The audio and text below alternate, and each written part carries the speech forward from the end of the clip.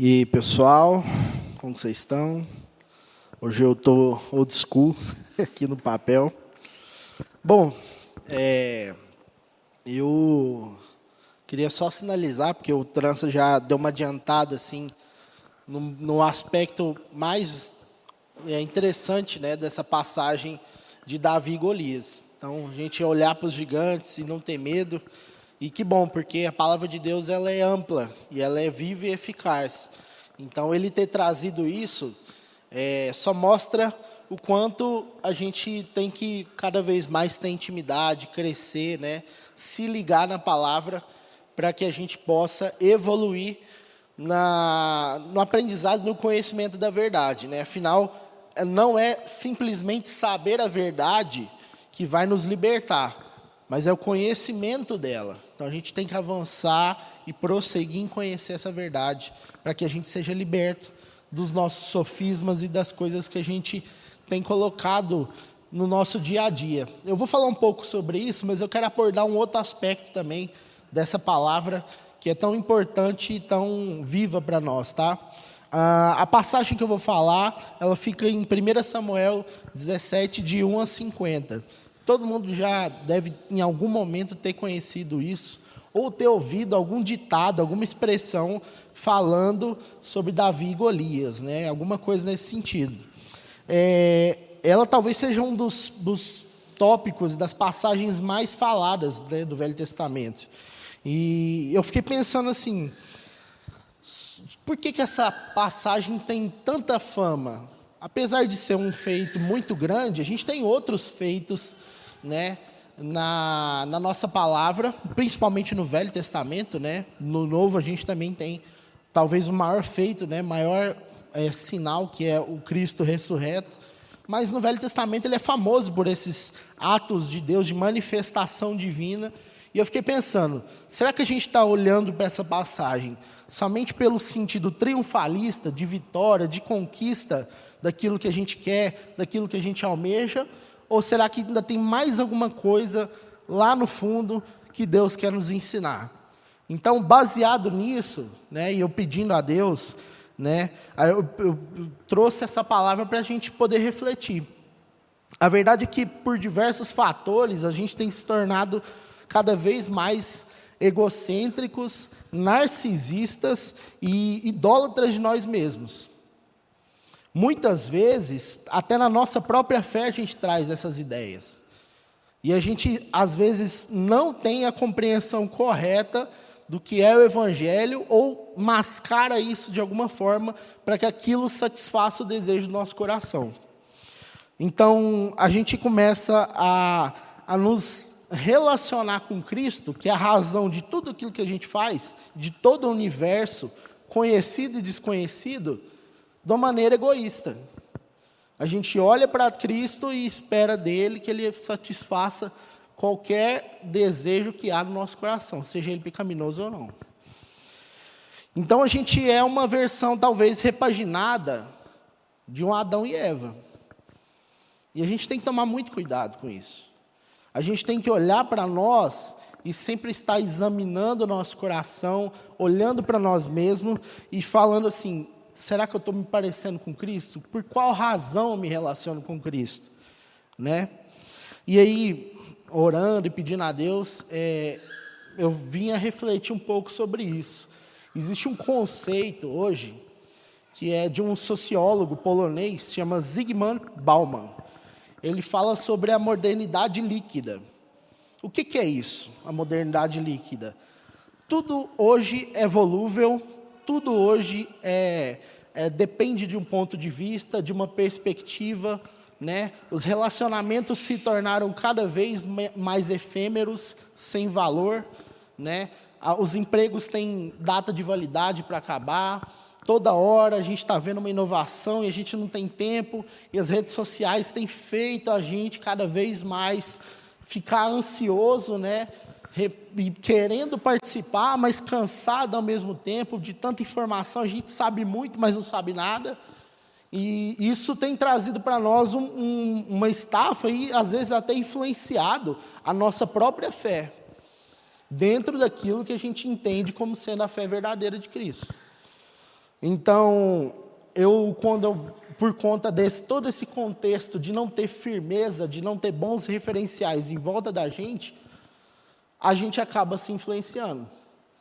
Então, a moral ela é relativizada, a gente não tem capacidade de manter uma palavra ou de se responsabilizar por algo, porque a gente só faz isso quando nos agrada. E isso é completamente contrário ao que o Evangelho diz. O Evangelho é esvaziamento do seu próprio eu. Então, quando eu esvazio o meu eu me pareço mais com Cristo, porque Ele me enche. Isso só tem como, né, nesse ponto aí, ou é o Espírito ou é carne. Não tem como ser os dois. Não existe acordo nisso. Né? E aí, toda vez que a gente olha para isso, quando não é sobre nós, perde o valor. Perde o encanto. E a gente se frustra. Isso se reflete até nas nossas próprias músicas gospel, que a gente tanto canta aqui. E agora eu estou falando das músicas bíblicas, tá? Não daquelas outras que a gente nem quer citar, que não exaltam qualquer coisa que não seja, que ao contrário de Deus. Eu estou falando das que a gente considera que tem algum tipo de edificação para nós. Que a gente considera que isso vai trazer algum benefício, que a gente considera que aquilo vai nos colocar mais perto do conhecimento de Deus. Na maioria das vezes, mesmo essas músicas sendo bíblicas, elas partem do eu. Então, se a gente for observar, com certeza a gente cantou alguma música aqui que partia do eu. Então, é minhas lutas, minha vitória, meu milagre, meu ministério, meu sacrifício, minha salvação. A gente raramente fala sobre nós, como corpo de Cristo. E aqui eu vou ser testemunha aqui, a gente tem um esforço muito grande em tentar trazer músicas que falam sobre nós e músicas que não trazem essa ideia de eu. Quando a gente entende que existe uma mensagem muito focada no eu, a gente descarta essa música. Tá? Então, é um testemunho. E assim, vocês podem ter certeza que toda vez que a gente faz uma escolha de músicas aqui, é sempre pensando que é para edificação, que é para trazer uma mensagem correta daquilo que é o Evangelho para vocês. E aí, a gente, como eu disse, é cada vez mais raro a gente encontrar músicas que não falem da primeira pessoa no singular ou no plural. É sempre nós, nós, nós. E aí, a gente acaba não fazendo essa esvaziação ou esse esvaziamento do eu. Porque as nossas músicas que deveriam falar de Deus, não falam sobre Deus, falam sobre eu. Sobre aquilo que eu faço, aquilo que eu sou, e não sobre o que Ele é. E o que isso tem a ver com Davi, né? E Golias. Eu vou chegar lá, calma. Paulo nos ensina em Romanos que a gente tem que apresentar os nossos corpos como sacrifícios vivos, santos e agradáveis a Deus. Isso também é um esvaziamento do eu. Quando a gente olha para si mesmo e a gente escolhe, ou tenta, ou pelo menos vai na direção de fazer algo que não nos agrada, mas pela maturidade do outro, pela edificação do outro, a gente faz algo, isso é um sacrifício que agrada a Deus. Então, a gente tem que olhar um pouco nesse sentido. Agora, voltando um pouco na passagem de Davi e Golias, a gente precisa situar bem os papéis do que a gente tem falado aqui sobre a história de Davi e Golias. Essa interpretação que o Guilherme trouxe é perfeita, porque ela é a interpretação inicial, mas a gente tem que avançar no entendimento. Tá? Só fazer um adendo aqui, irmãos. Eu estou na igreja desde quando eu nasci. 31 anos eu estou na igreja e eu já vi palavras sobre Davi e Golias de todo tipo que você pensar. de gente falar assim, porque ele pegou 5 pedras e é cada uma representando um atributo de Cristo, né? Cada hermenêutica louca.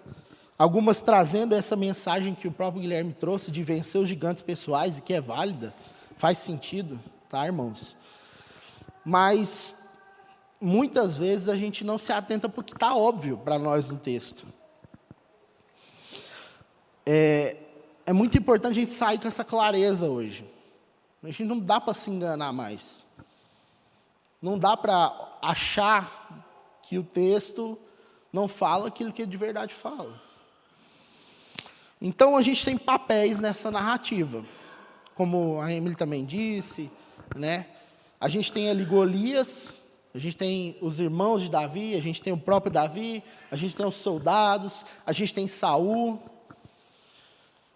E aí, onde a gente fica no meio dessa história toda?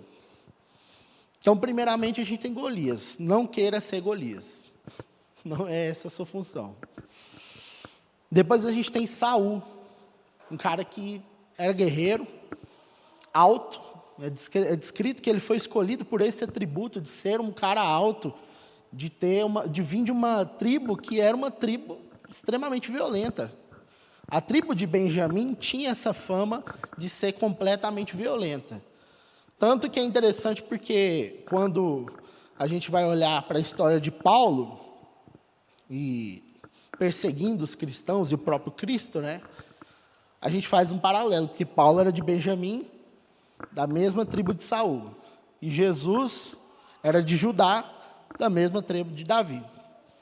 Então, parece que o Velho Testamento é sempre uma sombra daquilo que é o Novo Testamento. A gente tem um outro papel aí, muito interessante, que é os irmãos de Davi. E às vezes a gente vai se colocar nesse papel. De desestimular, de falar, não faz isso não, você nunca teve experiência com isso, para quê, né? E a gente se coloca muito nesse papel. Também não é um papel interessante. Alguém que é guiado pelo Espírito de Deus não consegue, ou não deveria conseguir, desestimular o outro. Não que a gente vai ser otimista da maneira inocente, ingênua, não é isso.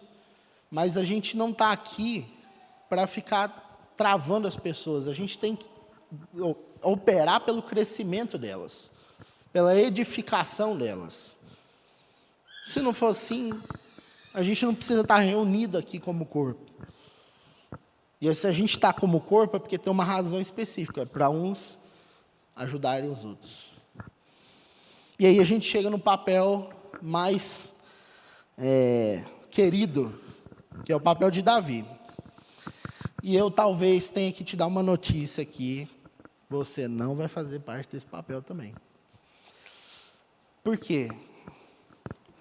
Davi, além de ter tido coragem, existe um fator muito importante quando a gente lê essa história. Quando ele é ungido, é falado que o Espírito se apoderou de Davi. Então, a ousadia que Davi teve, a atitude que ele teve, a coragem de enfrentar alguém que estava afrontando o próprio Deus, era do próprio Espírito de Deus, que se apoderou dele. Talvez Davi, por ele mesmo, ele não teria capacidade nenhuma de fazer isso. Afinal, ele era um cara baixinho, sem experiência militar, que apesar de ter matado um leão e um urso no soco, não era a mesma coisa, de enfrentar um ser humano, ainda mais um ser humano guerreiro maior que ele, né? Mas essa palavra não é sobre um desestímulo a entender o que a gente faz nessa passagem. Porque existe um outro papel que a gente nunca lembra. O papel dos soldados acovardados. Na palavra é dito que Golias ficou afrontando de manhã e de noite, durante 40 dias, o exército de Israel, a nação de Israel, e ele ficava afrontando. Davi só foi lá e viu isso no 40º dia. Porque senão iam deixar ele continuar fazendo, porque não tinham coragem de fazer isso. E aí é o aspecto principal. Quando Golias afronta o povo de Deus, ele afronta o próprio Deus. Ele não está afrontando um povo qualquer, ele está dizendo que o Deus de Israel, que é o que vence as batalhas, e a gente viu durante todas as histórias aqui de Gideão, de tantas outras pessoas, que só venceram e por causa da mão poderosa de Deus. A estratégia foi dada por Deus, a força foi dada por Deus. Então a gente lembrou de Gideão, a gente tem Sansão, que a força não estava no cabelo, estava no Espírito de Deus. Tanto que no último momento ele fala assim, Deus, me dá a força de novo, pelo seu Espírito. E aí o Espírito vai lá e dá a força para ele. Então a gente vai olhando todos esses aspectos que a palavra traz sobre o poder de Deus, e a gente começa a entender que existe um padrão. O ser humano por si só não consegue fazer nada. Não consegue. E se deparar com essa realidade, choca a gente. E como eu disse antes, cada dia mais a nossa sociedade tem sido alvo de uma falta de solidez, uma falta de firmeza. A gente não consegue mais olhar para o que está ao redor da gente e ver ter um referencial digno. O conceito de família tem sido relativizado, o conceito de homem e mulher tem sido relativizado, o conceito de qualquer coisa que você pode pensar que é justo, honesto e digno, está sendo deturpado. E aí quando a gente olha para a palavra e é confrontado com ela, quando Jesus diz para nós, o Espírito Santo nos lembra que nós somos vasos de barro, isso dói. Dói muito. Porque a gente entende que não é pela nossa força. A sensação de controle, ela é muito prazerosa. E muitas vezes a gente vive trabalhando para que essa sensação perdure. A gente vive procurando meios para que essa sensação de controle e poder sobre a nossa vida possa permanecer por muito tempo. E aí, olhando para essa figura do soldado, amedrontado, incapaz de fazer qualquer coisa, porque ia ser massacrado, a gente começa a entender. Essa revelação aponta para algo maior. Cristo é o Davi perfeito. Se a gente for olhar, a gente tem vários paralelos, né? E aí, semana que vem vocês vão ver, a gente vai trabalhar a parte da aliança de Deus com Davi.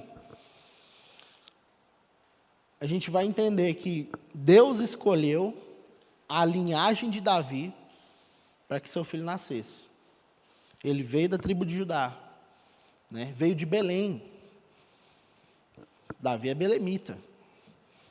E tem tantos paralelos que a gente vai ver. Cristo também é um rei, só que é um rei perfeito, que não errou, que não pecou.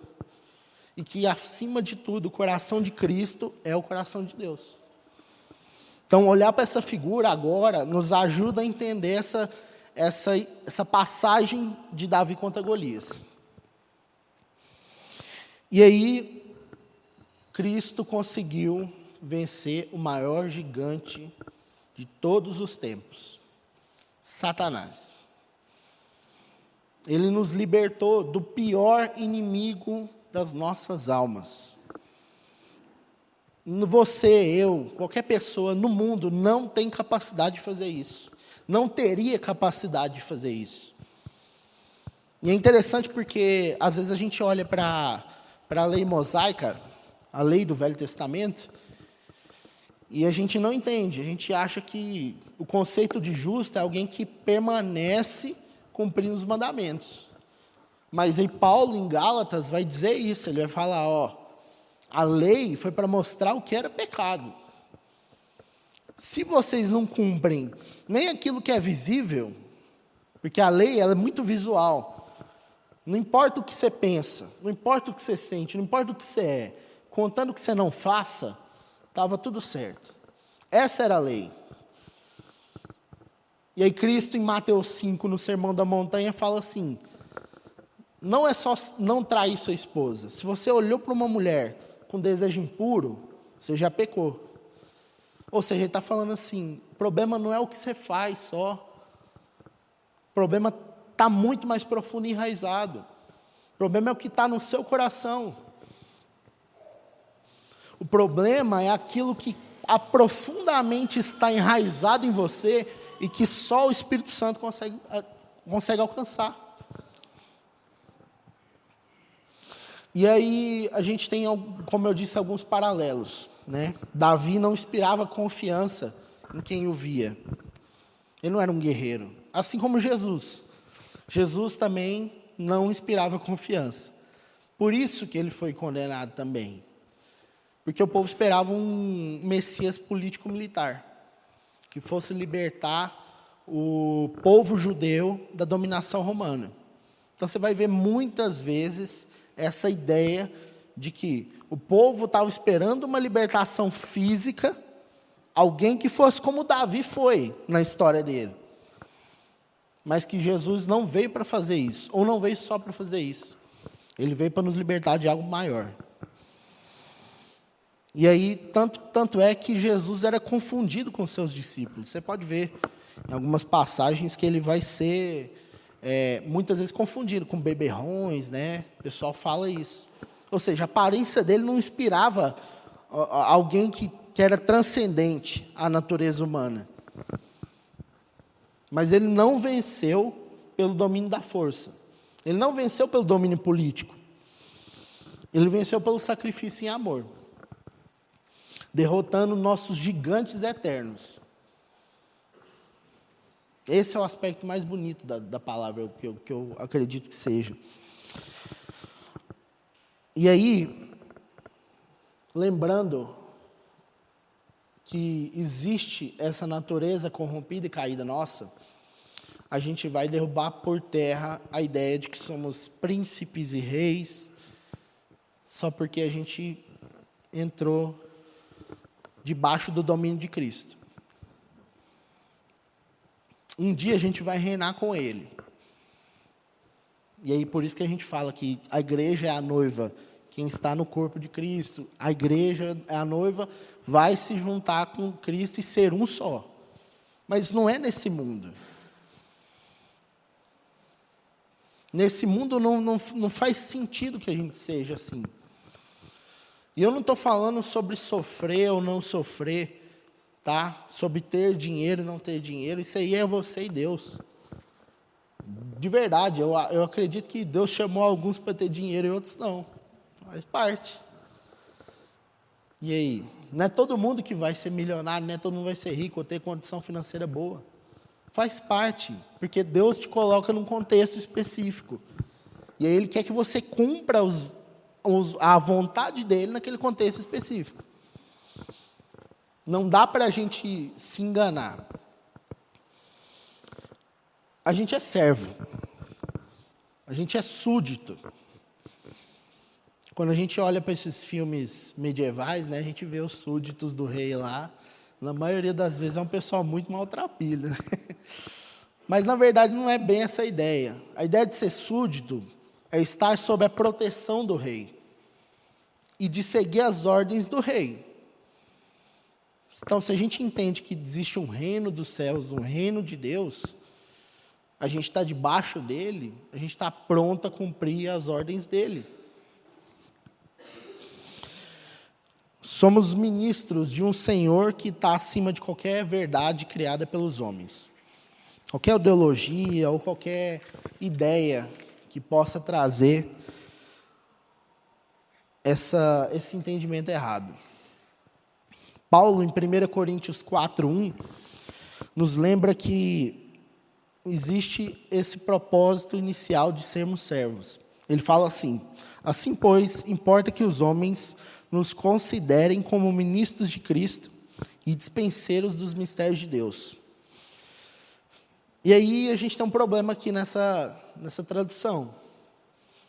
Não problema na tradução, tá? No nosso entendimento. Porque no contexto que a gente está hoje, quando se fala em ministro, a gente lembra do cara que está em Brasília, que ganha um salário alto, que, né, tem uma certa pompa. O ministro de Estado, na nossa sociedade, né, numa democracia ou no parlamentarismo, tem uma certa pompa e circunstância ali que ele age, uma esfera de poder, né? Mas aqui Paulo não está falando sobre um ministro comum. Ele fala que no grego original essa palavra ministro é completamente diferente desse conceito que eu acabei de falar. Ela fala que o conceito desse ministro é de um escravo, de um servo, mais precisamente de um remador escravizado num convés de um navio, que não é visto, quase nunca é visto. E choca a gente saber disso, porque o reino de Deus é feito por gente anônima. O reino de Deus é feito por gente que a gente não sabe, nunca vai saber o nome. Vocês já pararam para imaginar isso? Que a igreja, desde 2000 anos atrás, teve tantas pessoas que tiveram uma vida de devoção a Deus e que a gente nunca vai saber o nome. Talvez não aqui, no céu, com certeza.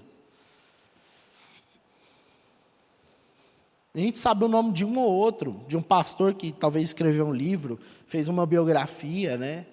De alguém que a gente acompanha, mas é muito, muito pequeno, perto da imensidão que é a história da igreja no mundo. Já pararam para analisar isso? E eu não estou querendo te desanimar, tá? Então essa ideia do ministro, do servo, é de uma pessoa que não tem nem o controle da própria vontade. Esse escravo que era colocado para remar o navio no convés, ele não tinha vontade.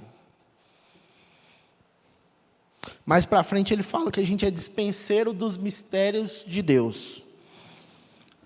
E aí, dispenseiros talvez traga uma ideia melhor de servo.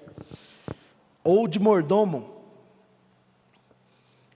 O mordomo é aquele que é um servo encarregado de administrar bens que não são dele. Um mordomo, ele não é o dono da casa, porque senão ele não ia ser mordomo. É uma contradição. Ele está ali para administrar o que o dono, o que o senhor dele tem. A minha garganta está... Ele está ali para administrar o que o senhor dele tem.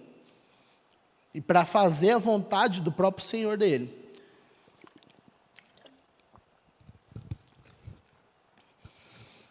Olhando para isso, a gente começa a entender que não existe mérito no que a gente faz. Porque cumprir a vontade de Deus, o Deus que nos resgatou, não é nada além do que a nossa obrigação, gente. E muitas vezes a gente quer receber prêmio, a gente quer ser privilegiado por cumprir a vontade de Deus. Voltando lá atrás, Davi só fez o que fez porque era a vontade de Deus.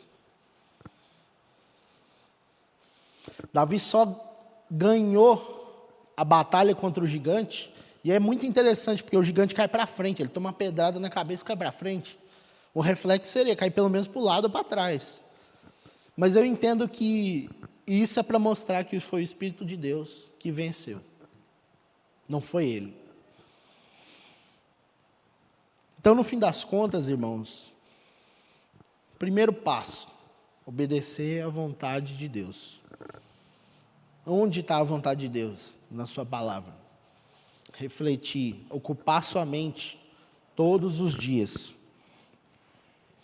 A gente é servo do Deus Altíssimo, integrantes de um corpo que é muito maior do que nós mesmos. Nós somos uma célula dentro desse corpo.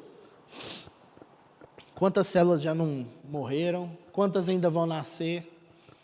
É muito interessante essa figura que o próprio Cristo traz, do corpo. Paulo também corrobora com isso. Por quê? Gente, vai ter células, as células vão nascer, crescer, vão morrer e vai continuar, o corpo continua. Todo dia morre e nasce células novas. A gente é fiel, nós somos fiéis súditos desse Deus. Somos cumpridores de ordens, leais em todos os momentos até a morte. Para que o nome dele sempre maior que o nosso. Não projete o seu nome em cima do nome de Cristo. Então, que o nosso nome morra com a gente, para que o de Cristo permaneça. Que seja essa nossa oração toda vez. Nós não somos protagonistas dessa história. Mas pela graça, a gente foi convidado a cooperar com um protagonista. E olha que bênção. O protagonista conhece a gente. Ele ainda sabe o nosso nome. Ele ainda se importa com a gente. E como eu disse, eu não quero te desanimar, não, meu irmão. De verdade. Você vai vencer gigantes. Você vai batalhar muitas vezes. Pode ser que tenham batalhas que você vai até perder. E acontece. Mas entenda. Esteja em Cristo. Não há vitória que vale a pena se a gente não estiver em Cristo. E aí quando você vencer um gigante, como o Guilherme disse, lá no trabalho, ou na sua casa, em qualquer lugar, o nome de Cristo vai ser revelado. O nome do verdadeiro protagonista, de quem é digno de ter alguma glória nesse mundo, vai ser revelado. A gente tem que ter isso na nossa alma, gravado, marcado a ferro e fogo.